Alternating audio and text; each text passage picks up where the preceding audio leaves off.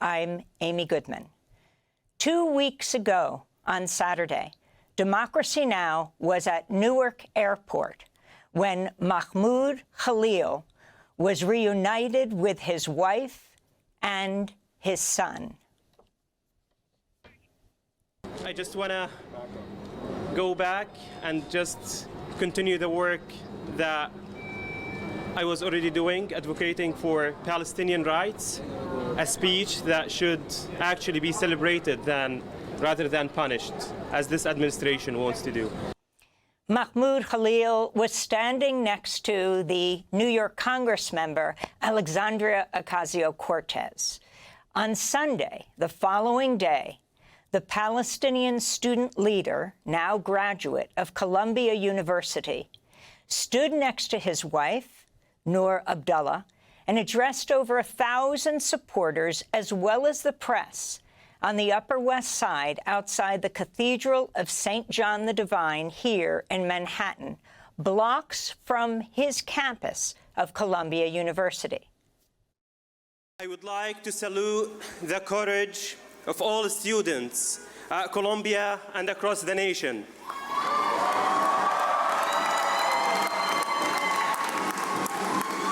These students who continue to protest, I want to honor especially my friends at Columbia University.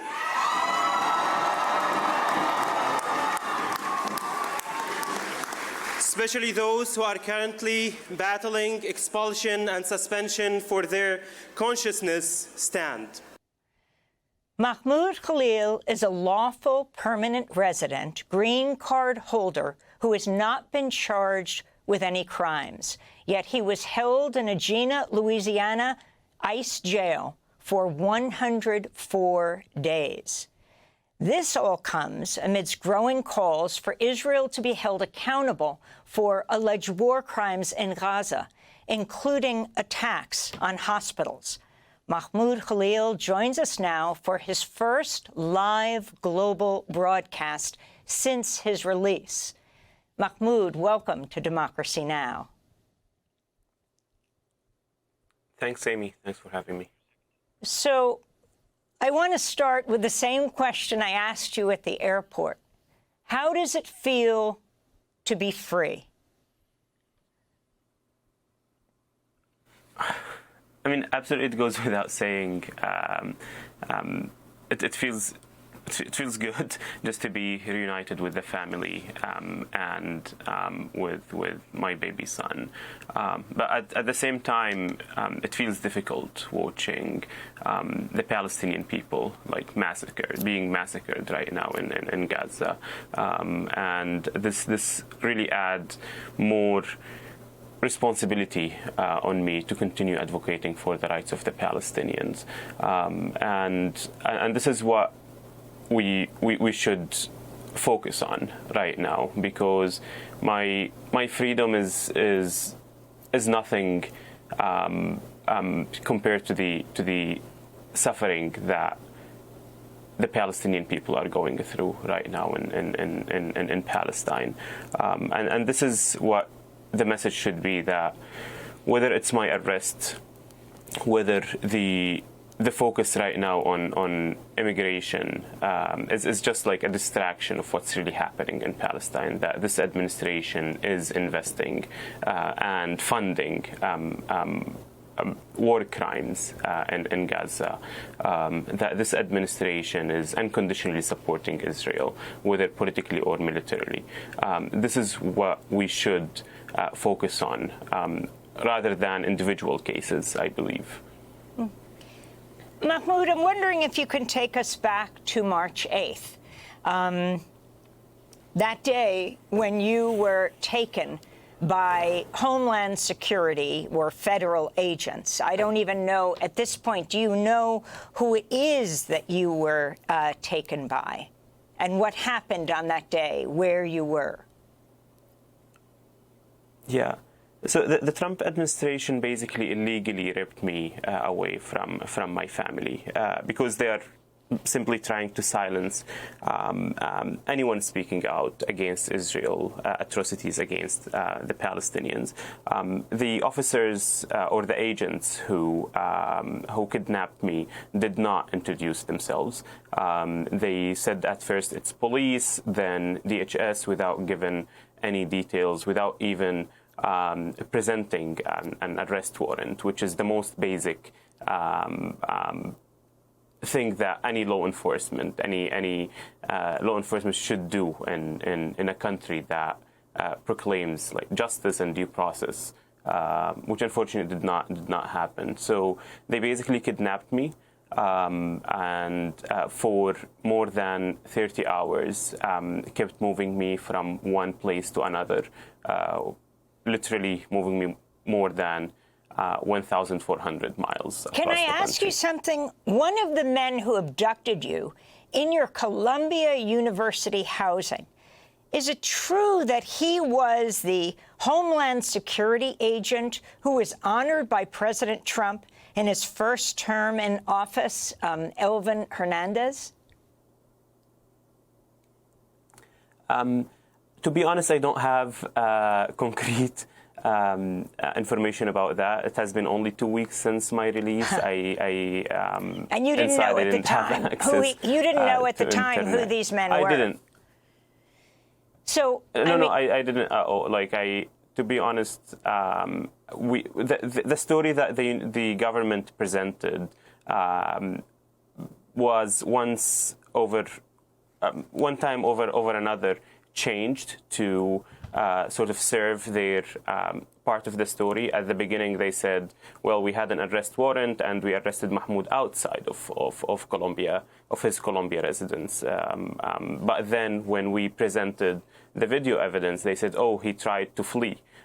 So these agents are trained to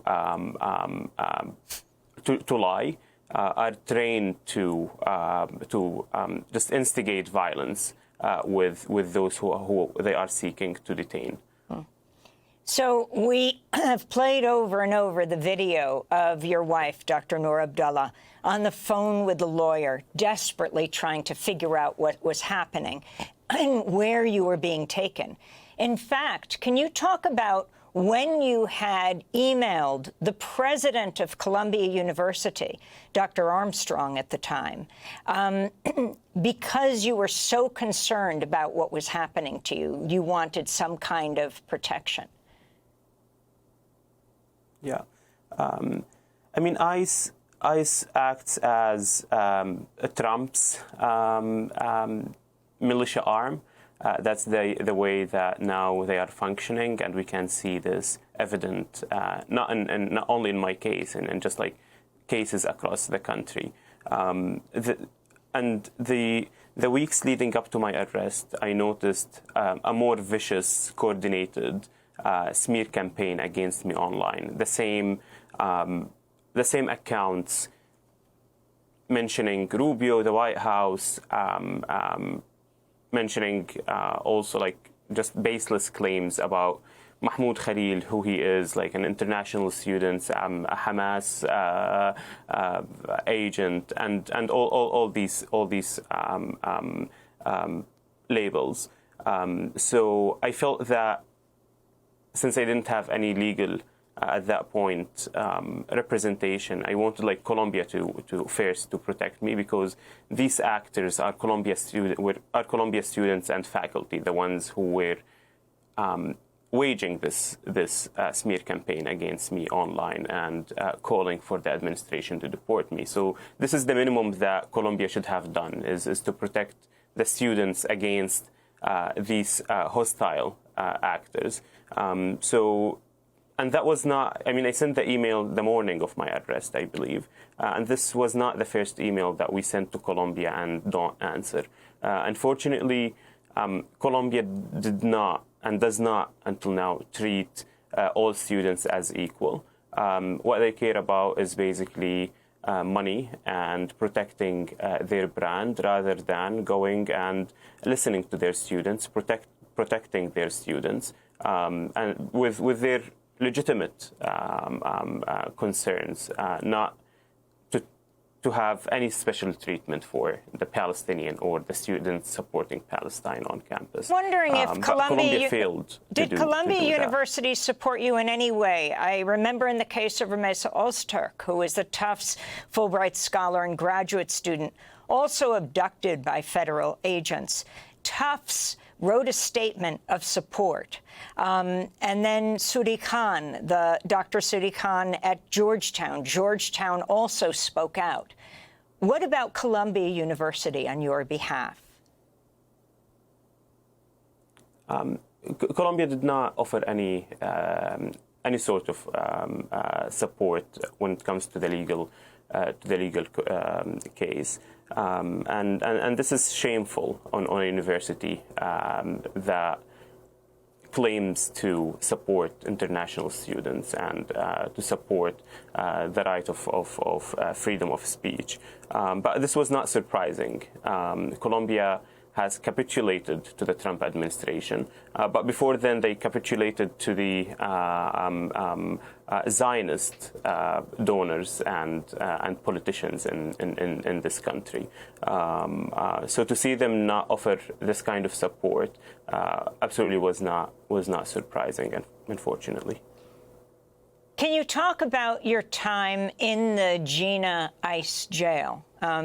You were held for over 100 days there. Can you talk about the other prisoners, the conditions under which you were held?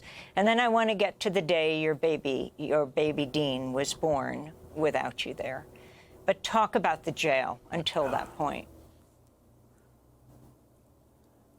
So in jail, you spend 24/7 with the same people.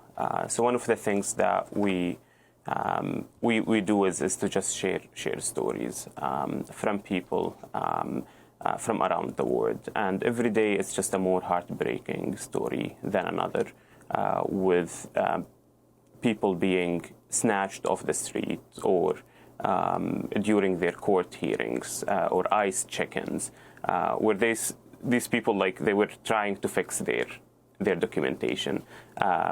They committed no crimes whatsoever. So you have this shock with everyone who's coming in around why they are there. I shared a dorm with over 70 men, and the stories are really heartbreaking, Amy, with people leaving their family outside without any kind of support, people who don't have their rights, don't know their rights, don't know if they have any rights, in fact. And with ICE, who basically don't tell anyone what their rights are, and just deport people. I've seen people who unknowingly signed their deportation documents because ICE agents tricked them into doing so, which is a blatant violation of any rule of law or due process. And just like to say that, like, the conditions inside were horrible. The food was horrible. The sleep quality equally bad, and just the atmosphere where you are inside, you don't know what's happening, and you're just expecting to follow orders and wait for an ICE officer to come and update you on your case. Unfortunately, a lot of these detainees don't have legal representations. And I was very privileged to have an amazing legal team fighting on my behalf. And that took us 3 months for me to be released, despite me being a legal resident in the United States. So imagine for a lot of these individuals who don't have this kind of representation, and who have, like, more complications in their documentation.